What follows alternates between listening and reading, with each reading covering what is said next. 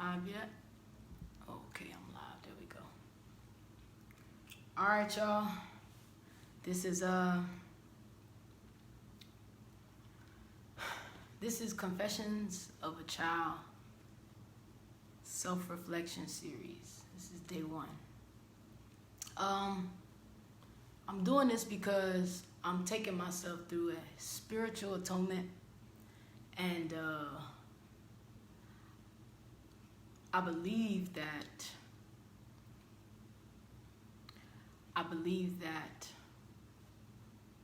in order to heal myself in this spiritual atonement, I have to verbally speak and say everything that I need to say. That involves secrets and lies within the family structure. And I figure, hell, why not start off with myself, especially because I believe in the cause so much. There's a lot of things going on in the world right now. And this self-reflection series, Confessions of a Child, is it's gonna be a pretty good story.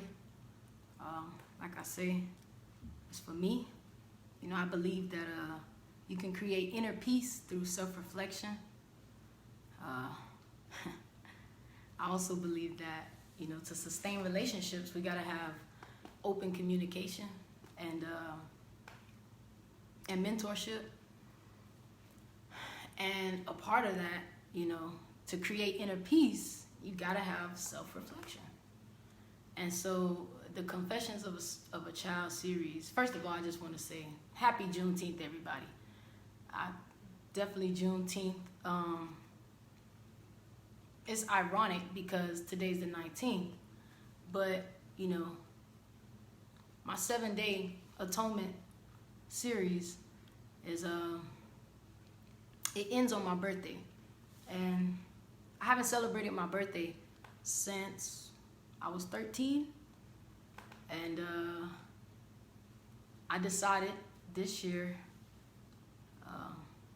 to celebrate my birthday. And this is how I'm gonna do that.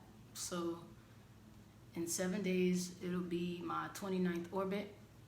And as a part of my 29th orbit spiritual atonement, I am releasing this series. This is day 1 of Confessions of a Child Self-Reflection. So I'm pretty much gonna tell y'all my life story. It's all in a nutshell. I've been holding a lot of things in for 29 years now, and I think this is the best time, this is the best way, and this is how I can actually repair my family. So that's why I'm doing it. That's why I gotta do it. That's why it needs to be done. At this point, it's for me. It's not for my family anymore. So yeah. This is a dedication to my mom again. I love you, Mom. So it was fall of 90. This day 1 is pre-birth to birth, y'all. So it was fall of 90, and my mom found out she was pregnant. And, you know, as any young 16, 17-year-old. And just by the way, y'all, a part of my self-reflection series is that, you know, my entire life I've always wondered, how did I come to be? How do I think the way I think? And, you know, everybody here, usually a lot of people on my timeline or in my friends list, they all went to college. So you kind of go back to psychology, you always go back to your childhood. And so took me a long time to get here, y'all. So it's been hard. I was sitting in front of this computer for about an hour waiting to press the start the live. That's how hard this is for me, y'all. But it's only day one, and I'm ready. I'm extremely happy. So going back to my story, this is all the information that I've collected over the years. This is everything that I've asked, I've researched, my empirical data. This is asking around. This is all of that. This is from experience. This is all of that over the next 7 days. So yeah, my mom found out she was pregnant. Obviously at a young age. My mother's mother wasn't having that. And my mother felt compelled that she needed to get an abortion. And so in that, she asked my father, Omar, my first father. She asked my first father, Omar, for the abortion money. And obviously, he was in love with my mom, so he got her the abortion money. The way he got her the abortion money was he actually robbed a grocery store. And that was in fall of 90, early 91. And he's robbed the grocery store, obviously got locked up, and been in jail, in and out of jail ever since fall of 91. Now my second dad, Randolph, he actually went to high school with my mom, and he decided to get the abortion money for her as well. And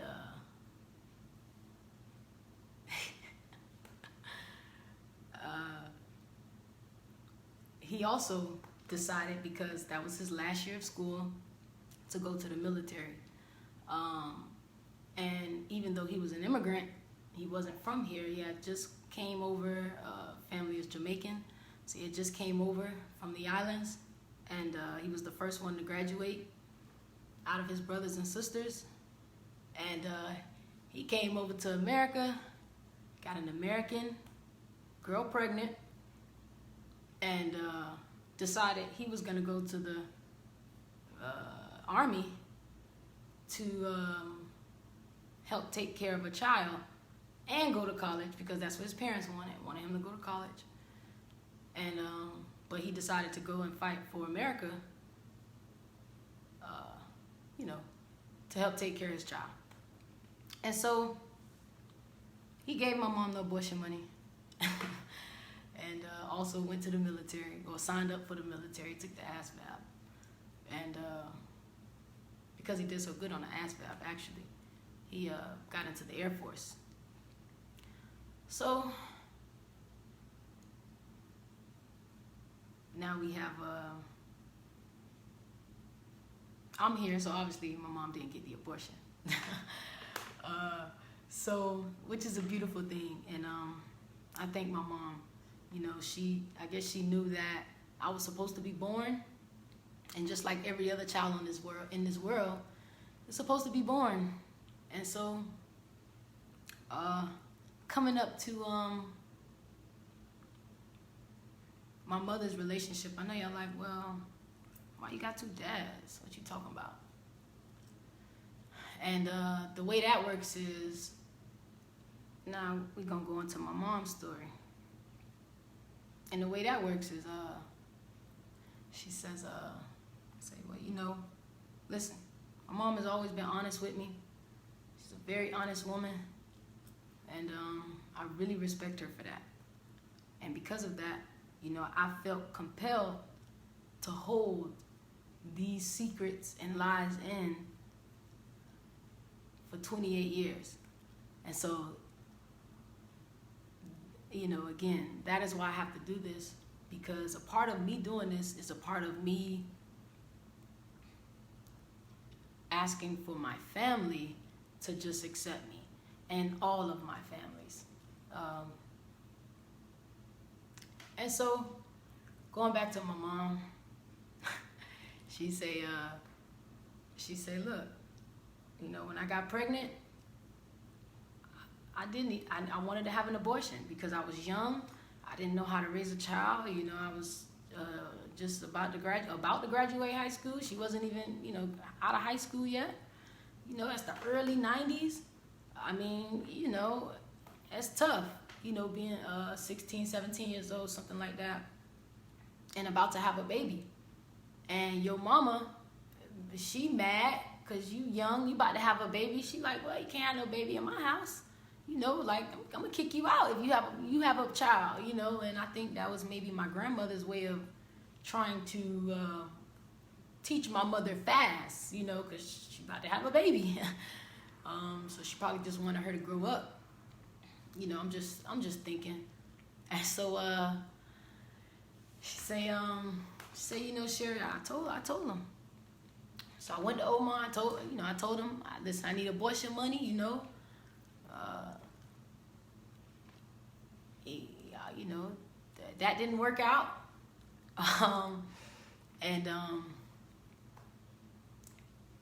But she always said, you know, listen, I went to Omar and I told Omar that, you know,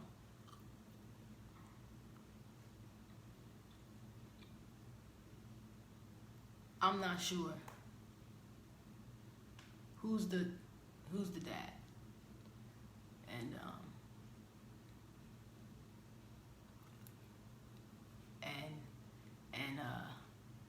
obviously my dad, I think he was not sure as well. I think, you know, just in the early 90s, there's just a lot of unsurety back in those days, man. So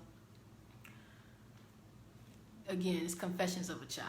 You know, I did my research.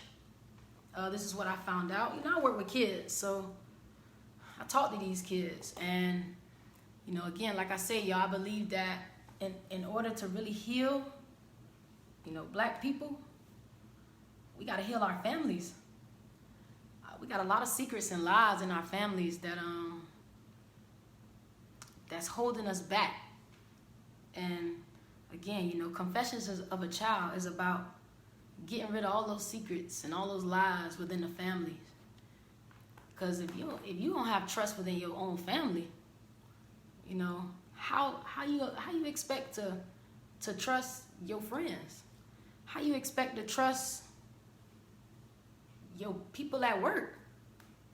How you expect to trust anybody? How you expect to trust the government? You don't even trust your own family. You know what I'm saying? And not that I don't trust my family, because I love all my family. But I'm just saying, you know, within the community, the black community, we have a lot of deep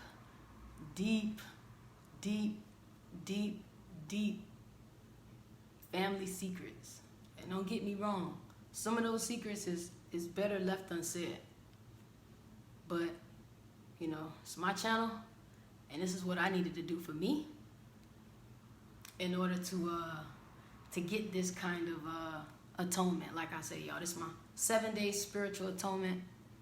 On my 29th orbit, I've never celebrated my birthday since 13. I haven't celebrated my birthday. And this year, I decided to celebrate with a 7-day atonement. And that's explaining my entire life story, for what I know. So yeah, going up to birth, my mom didn't have the abortion, y'all, so I'm here. Coming up to birth, y'all, I was born June 25th, 1991. And my grandmother, my mother's mother, was at the hospital with my mom when she had the baby. Well, when she had me. And I'm talking like in third person and shit.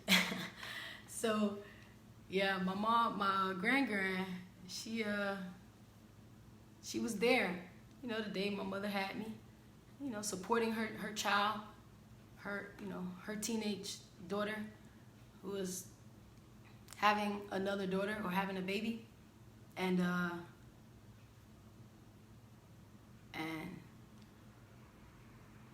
she says, you were the most beautiful child. You had a head full of hair. You just was looking all over the place. You just very aware. Da da da da da. And she said, the first people to come was your Jamaican family. And she said, my Jamaican family came in, and they came to the hospital, the Cardinals, and they came to the hospital, and they say, they was excited. I mean, it was happy. It was like, wow, granddaughter, Jamaicans. Again, my mother was an American, so we know how Jamaicans feel about Americans sometimes. And in the early 90s, yeah. So we they left the hospital. I was born at Jackson. They left the hospital, and my Bowie family came in. My second father's family came in, and my daddy Omar, my grandma Bowie came in, and my mother's mother, my grand, she told me, she said, and I think it's ironic because I spoke to my grandma Bowie, and she told me the same exact story too. So from both of my paternal matriarchs, they told me the same exact things. Well, paternal and maternal matriarchs told me the same exact thing, and they said that when my grandma Bowie walked into the room where my mom was, they said that my eyes locked on her, and they said that once she came inside the room, I followed her with my eyes around the entire room. And I think them both telling me that, it meant a lot to me, thinking about the rest of the years.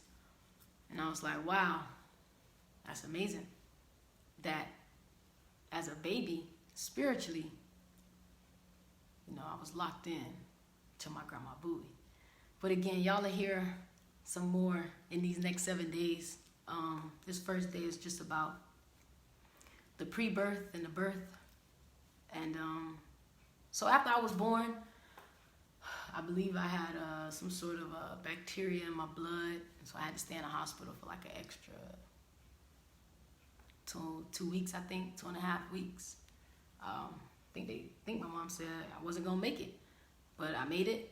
I'm not exactly sure exactly what that was. But again, this is just all from my recollection. And yeah, so pre-birth to birth, when I was born, I went with my grandmother Bowie. And I went to live with my grandmother Bowie for some time after that. And yeah, I think I'm gonna stop right there, because after that, day 2 is early childhood. So again, day 1 is pre-birth to birth. Day 2 is early childhood. Day 3 is middle childhood. Day 4 is, high school. Oh man, we got a lot, y'all. The next 7 days is gonna be extremely spiritual and powerful for me, because I've waited on this for a long time. So like I say, I believe that we can create inner peace through self-reflection. I believe that we sustain relationships, any type of relationship, through open communication and through open communication and through mentorship. It takes a village to raise a child, y'all. And so, Confessions of a Child, self-reflection series, day 1, pre-birth to birth. It's gonna turn up in the next few days, y'all. So just bear with me. I guess I'm gonna end this call out or end this live out with my prayer, which is I submit my being to the universe. I submit my being to the world. I submit my being to all of creation. I submit my being to Last Hair Society. I submit my being to my community. I submit my being to my family. I submit my being to my students and all my children. I submit my being to my parents, all 3. And I submit my being to my mind, my body, and my spirit. Confessions of a Child series, day 1, day 2, tomorrow morning. Peace.